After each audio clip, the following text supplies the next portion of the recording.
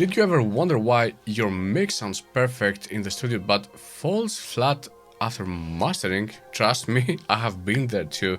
It is really frustrating, right? The secret to avoid this common problem is simpler than you might think. If you are struggling with your track sounding like really different after mastering, then this video is for you.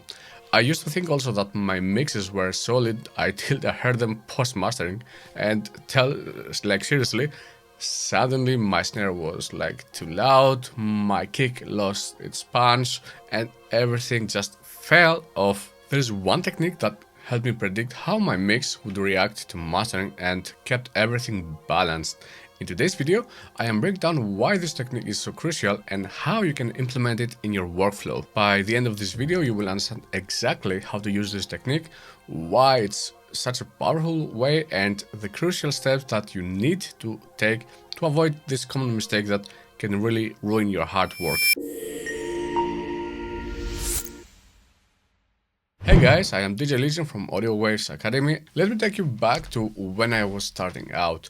I had just finished a track that I thought was really my best mix yet, and it was like a hard-hitting EDM track that I was sure that will blow people's mind right away. Full of confidence, I exported it and I sent it off to master, but when I got the final version back, I was like so in for a shock. The track sounded like really crashed, all the dynamics I had carefully crafted and spent hours gone. The punch of the kick drum, it was barely there.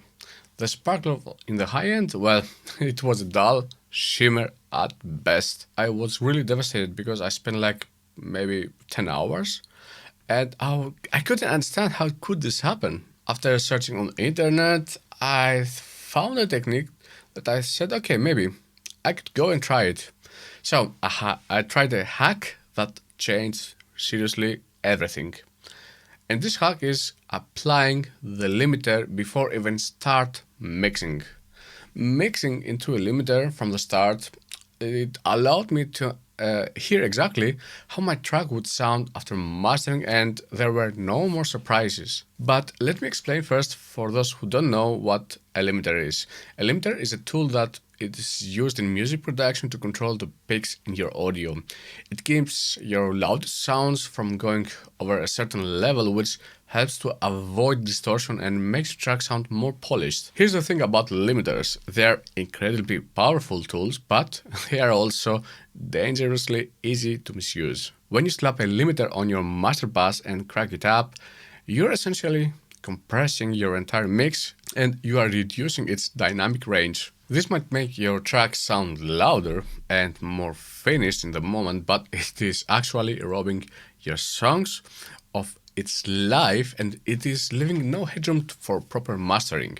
But here's the trick, most producers apply the limiter at the end. What they don't realize is that mixing to the limiter from the beginning can make a huge difference in the final sound. So to sum up, when you are mixing into a limiter, you are basically testing how your mix will react when it's finalized. This means you can make adjustments early on. Imagine spending hours perfecting your mix only to have it ruined by a limiter in the end. By mixing to a limiter, you can avoid this and you can keep your mix sounding balanced and powerful. By the way, guys, mastering is a different process that you have to think about. In case you want to learn how to master your tracks, I have made a course that goes really in detail. In this course, you will find all the information that you need to know about mastering like a pro, and also you're going to learn a lot of techniques. You will find the link in the description below. Now let's go back on our tutorial. Let me break it down for you step by step how you can go and use this technique. My first step is to go and set up a high quality limiter on your master bass. In this case, I'm going to use the FabFilter Pro L2. Now let's go on the settings. Here you will see that I got it on -0.1.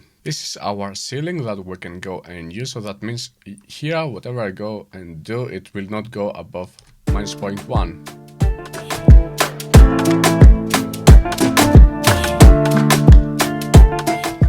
Okay, I was overdoing it here on purpose, but still here I didn't go over 0.1. And now my next step is to go here and always I go and use it on +9.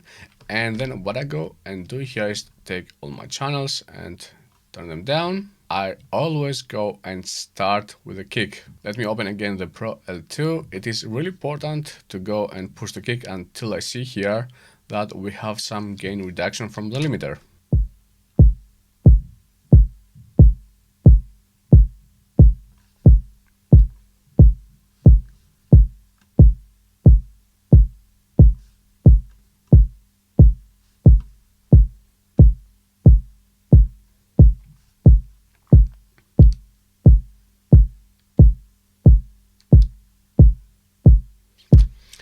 Okay, now that I have here at minus 0.1, I think it is a good starting point.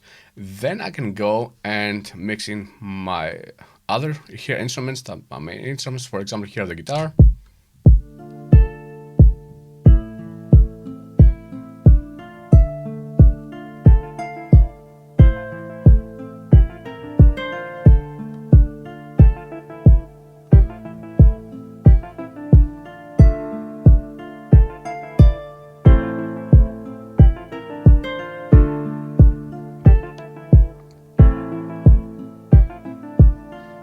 And it is really important when I mix the whole here channels that I got is to not overgo at -3 here on this ceiling.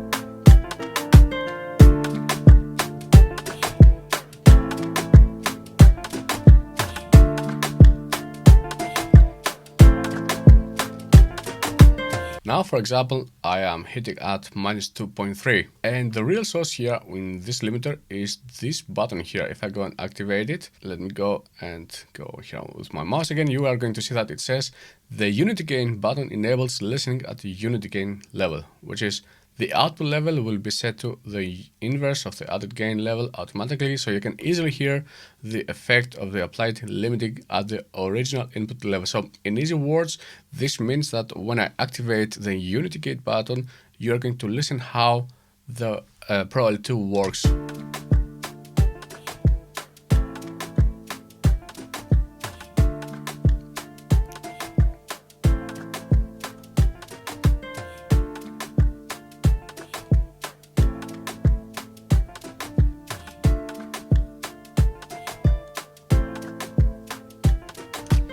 You can hear right away that somehow when I enable the Pro L2, we have a little bit more compressed kind of sound. Now, after you think that you are satisfied with your final sound that you got here while you are mixing into the limiter, you can go and do two crucial steps that many people overlook. When you are done mixing, you need to export two versions of the track. The reference mix is going to be with a limiter on, which is going to be louder but a little bit more compressed and gives a good idea of the final sound. And the second option is the pre-mastered mix, which is going to be with a limiter bypassed. And this is the ideal that you want to send to your mastering engineer, because it has more dynamic range and it gives the mastering engineer more room to work. If you found these tips until now really helpful, I would highly appreciate it if you smash the like button and subscribe for more mixing and production tutorials that I'm going to do on the future. And my goal for this year was to hit like 5K, but it will not be easy, I think, because I had like a month, I had some health issues and I couldn't upload so often, but still it will help me a lot. Now, let's say, for example, that you have exported the track without the limiter on, and your mastering engineer sends you, for example, this kind of version and sounds like this.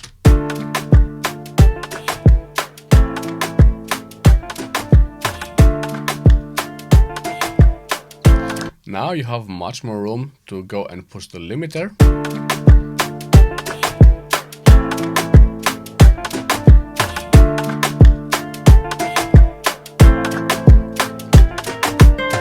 And for example, right now we are hitting at -10 LUFS. It is really important to consider also the genre that you have your mastering, your different loudness standards. For example, in a EDM and a rock might push harder into the limiter, while jazz or some classical might barely touch it because you want this dynamic range. And it is also really important to choose the right limiter. Not all limiters are created equal, so you have to experiment also a bit with different ones to find which complements your mixing style the best. So it might take a little bit time, but if you find a limiter at the end of the day that it really works for you every time, you go and stick with it. And if you don't know how the master really works, you can go and use this technique that I showed you today. It will really help you a lot, because by following this method, you are going to give yourself the best of both worlds: a loud and punchy reference mix to guide your decisions, and a clean dynamic file for the mastering engineer. But to have a good master, you need to have a really nice balanced mix. If you're struggling also to get your mixes to sound like balanced, as I already mentioned, I got good news for you. There is a simple hack that can make a huge difference. In this video here, I'll show you exactly how to achieve that perfect mix. Don't miss out, click over to watch it, and be sure to like, comment and subscribe for more tips like this. See you there.